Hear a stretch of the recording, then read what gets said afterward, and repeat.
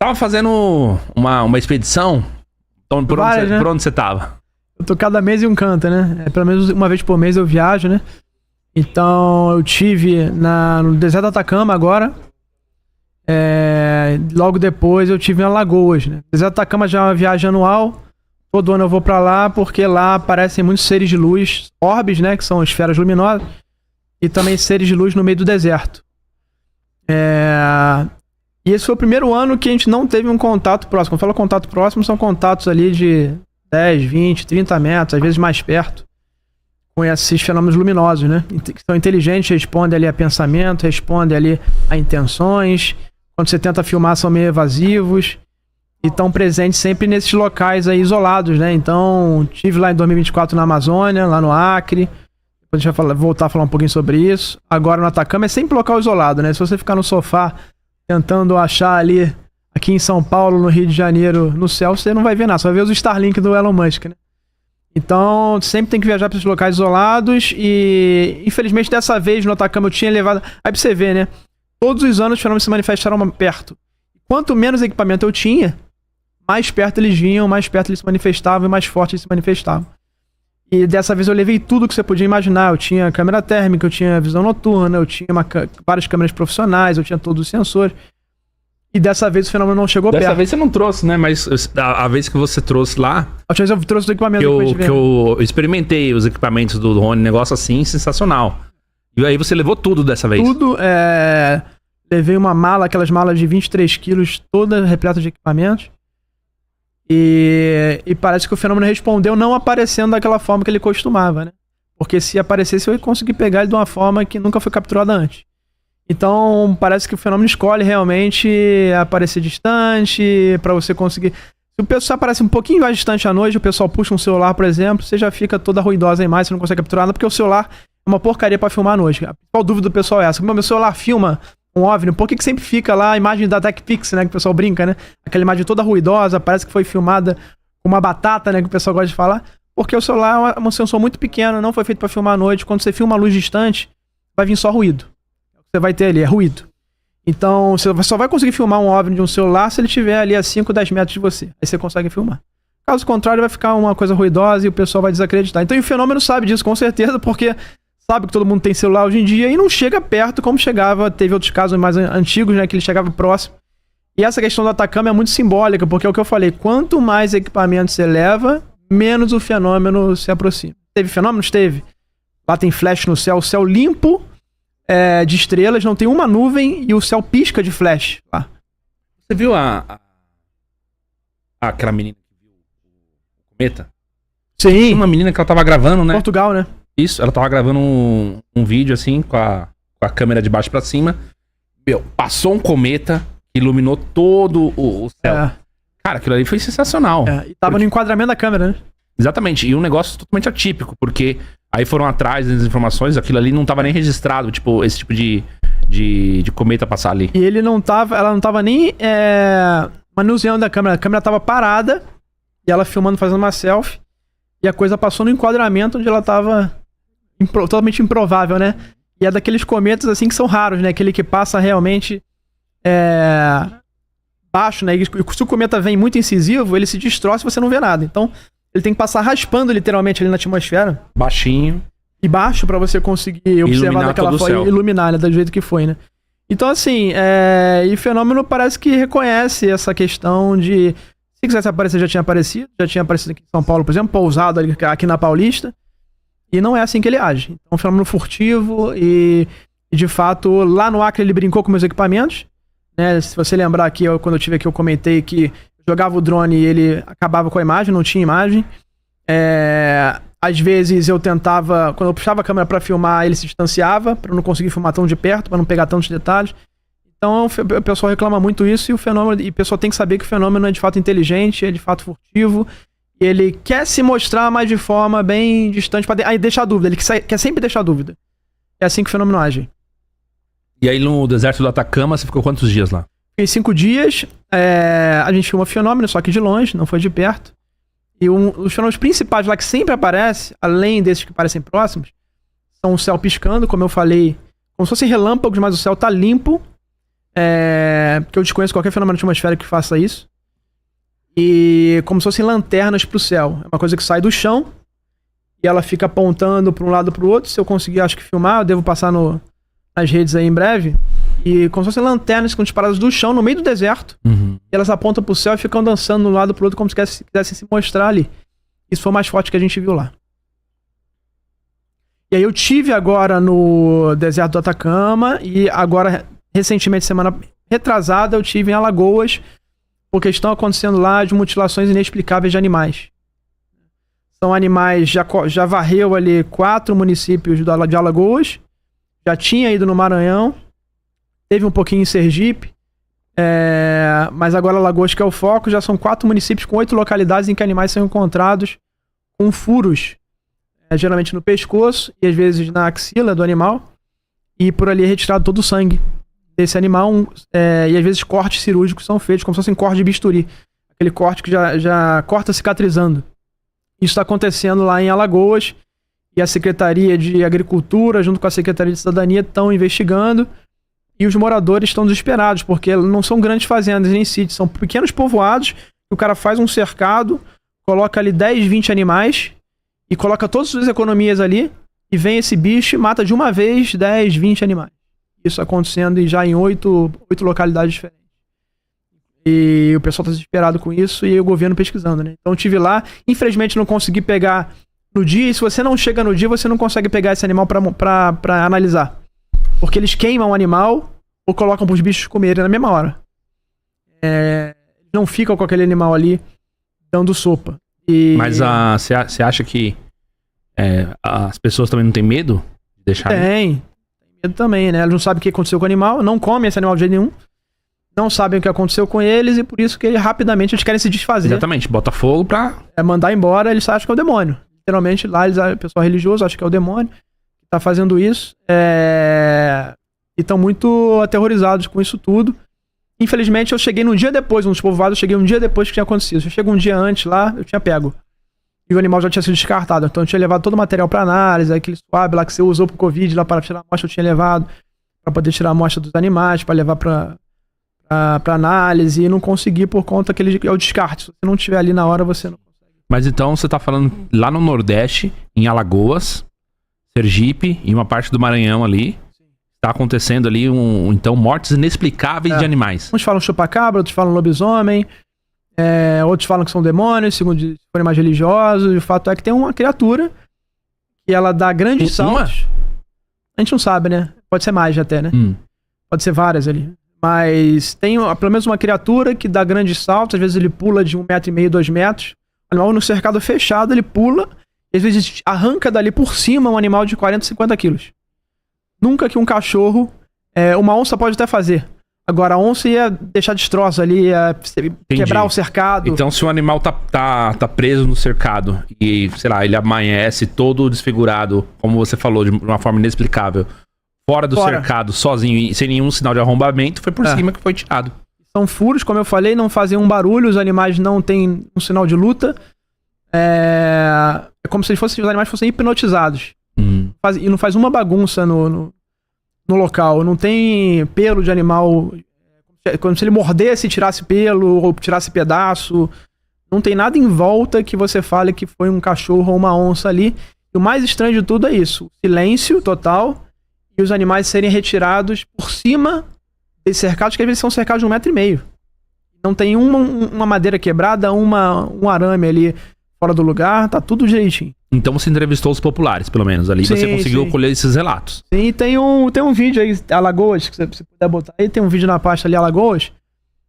Um pequeno trechinho que fala um pouco dessa viagem, um pouco dos relatos desses proprietários que estão muito assustados e um deles viu a criatura, né? Alguns deles viram, eu entrevistei um, que é uma criatura híbrido de humano com animal ali que eles estão vendo. Você tem entrevista dele aí? Sim, vai passar aí. Legal. E que o povo falaria, né? Do lobisomem, né? O nome guarda-chuva, o nome genérico pra essas criaturas. Vira tudo lobisomem no final. Mas basicamente são criaturas de olhos vermelhos, metade humano, metade animal. E às vezes o cara deixa mais de cachorro, às vezes de porco, de cavalo, e varia, muitas descrições. Essa foi a... Esse é o vídeo? Isso. Beleza. Dá um play aí pra gente aí. Vamos ver o relato do pessoal. Madrugada de quinta-feira, já parei para comprar alguns materiais para coleta de solo, coleta biológica, que eu não tinha trazido do Rio de Janeiro. E agora estou indo lá para o Rio São Francisco já, para chegar pela manhã e começar a visitar as cidades do lado sergipano e posteriormente do lado alagoano. A Rio São Francisco, fiz várias vigílias nesse rio, hein? Acham que o animal tá vindo, essa criatura tá vindo no rio. É o que algumas pessoas acham lá. Nós de cá já tinha acontecido isso, em Sobrar, na aldeia, em Lagoa Comprida. Aí nós fica com aquele sentido que nem aqui o pessoal tudo que mora aqui, né? Aquele sentido é o bicho, mas nós não sabemos afirmar mesmo de certeza que era o bicho.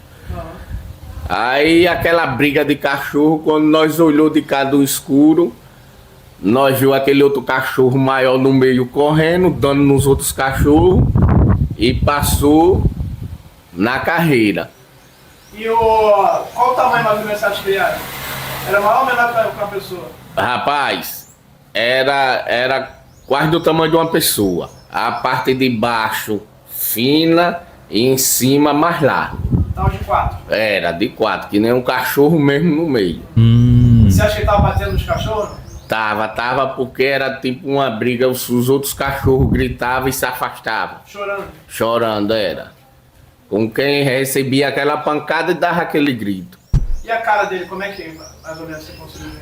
Rapaz, de longe deu pra nós enxergar que era meio arredondadinha e as orelhas bem pezinha.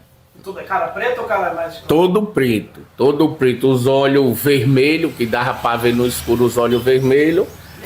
Tô aqui no povoado Marroás, em Craíbas, Alagoas, onde diversos proprietários tiveram animais sendo mutilados de forma estranha.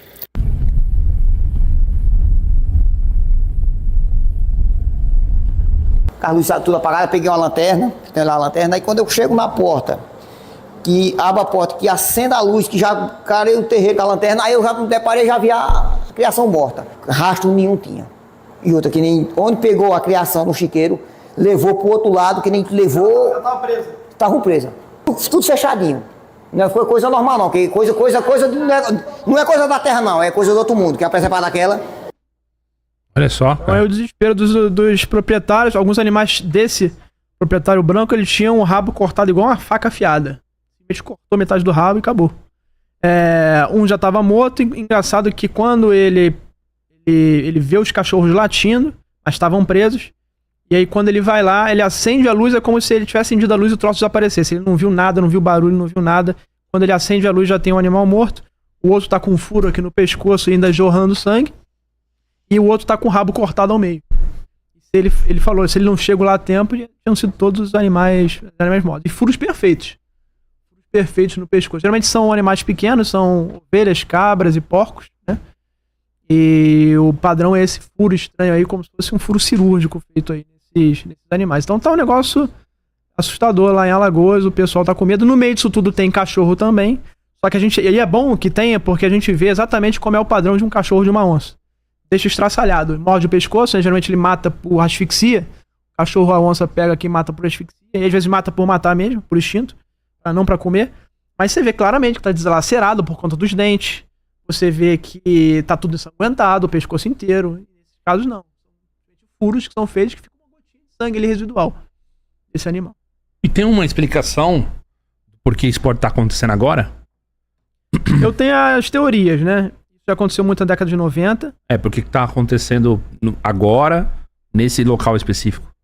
Então, eu tenho algumas teorias para isso. Sim. A primeira teoria é quando começa a causar muito dano ambiental. Ali tem uma mineradora grande, fazendo dano ambiental do lado, na região.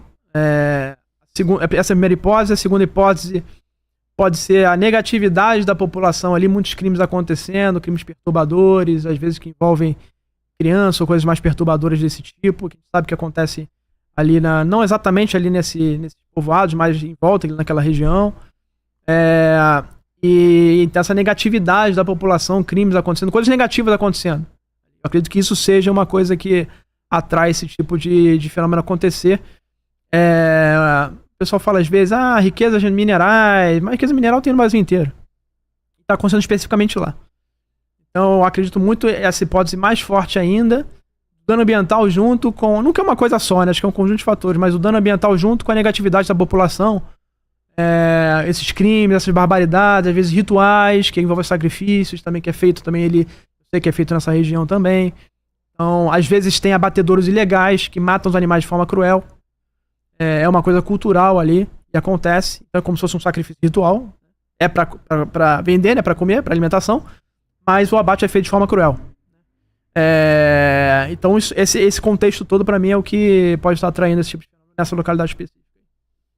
Entendi. Tem o lado místico, mas também tem um lado ali mais, como você falou assim, mais cultural. Cultural. O que estão fazendo lá com os animais no abatedouro. Isso é cultural. Até mesmo a relação dos próprios moradores ali entre si, etc. Tem crimes, tem pessoas que realmente estão passando por cima da lei, etc.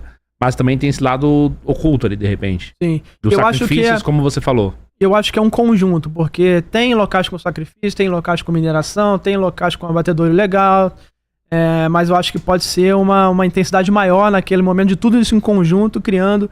Eu acredito muito que esse fenômeno ele é manifestado com intenções, né?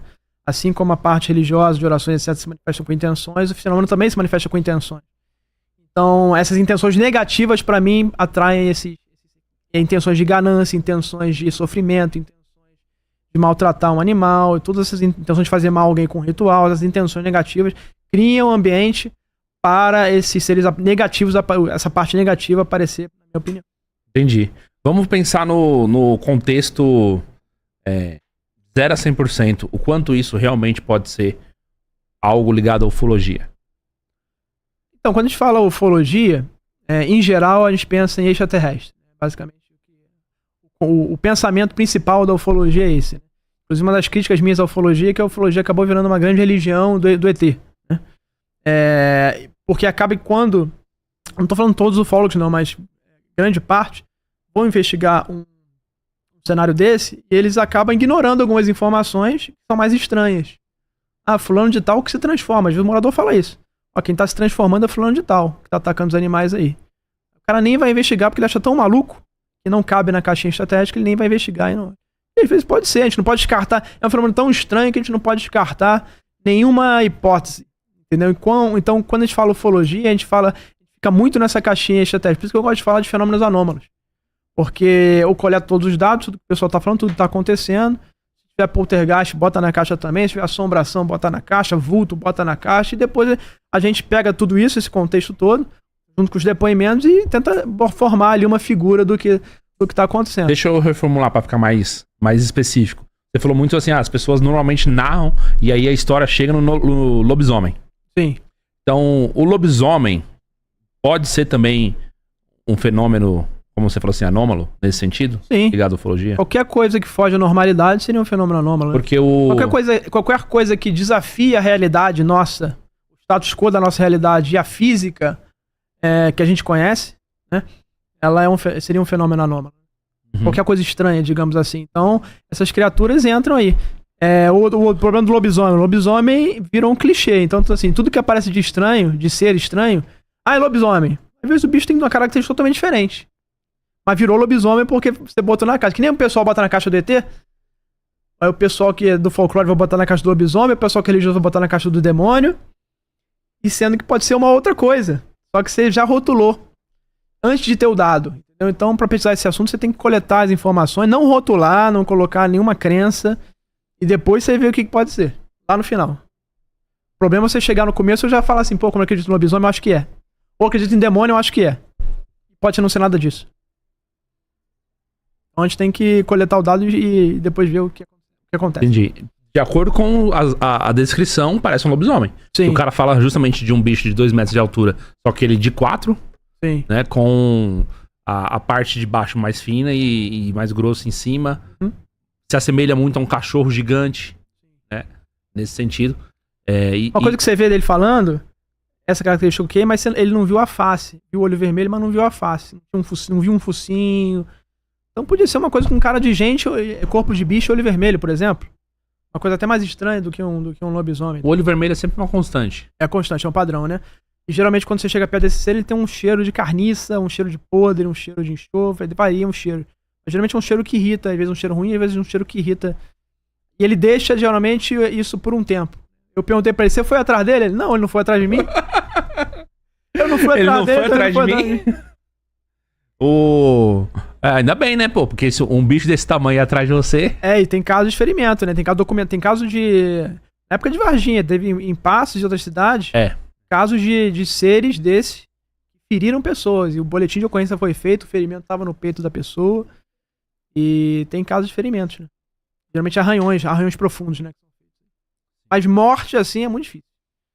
Desaparecimento é mais fácil. Agora, achar o cara morto, assim, é mais complicado.